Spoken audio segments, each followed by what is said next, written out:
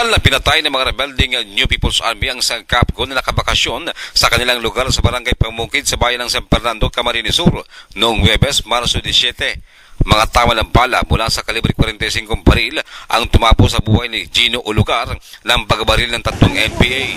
Ayon kay Police Senior Inspector Noel Irinon, hepe ng San Fernando Police Station, dakong alas 12 ng tanghali habang nagipagkwentuhan si Ulugar kasama ang kanyang asawa sa kanyang mga kaibigan nang biglang lumapit ang mga rebelde at pinaputukan siya ng malapitan. Alas 12:05 ng tanghali, itong si Gino Ulugar, member ito ng Capgo, binaril ito ng 3 kalalakihan, mga armado ng pistola. Napagalaman na bago naging Capgo si Ulugar ay sumapit muna ito sa grupo ng mga rebelde, subalit kumalas ito dahil hindi nito masikmura ang ginagawang pangutong umano ng mga NPA. Handa naman ang Commission on Human Rights sa Camarines Sur na magbigay ng kaukulang tulong sa pamilya ng biktima.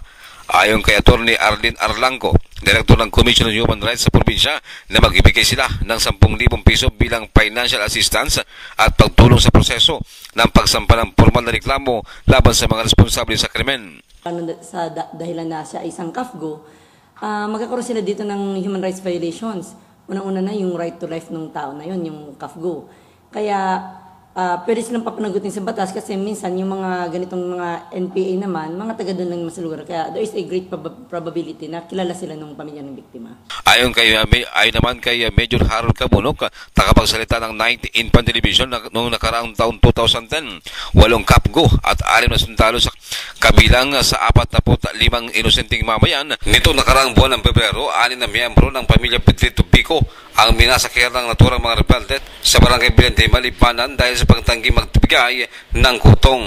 Maring kinundi na ni Division Commander Major General Plato Rafi Pabustan ang panibago na namang extrajudicial killings na kahagawan umano ng mga rebelding New People's Army. Nanawagan si Pabustan sa mamayan na makipagtulungan upang matigil na ang walang habas na pamaslang ng nasabing rebelding grupo. Mula dito sa Bicol, Ruel Saldico nag-uulat para sa DCRH Nationwide.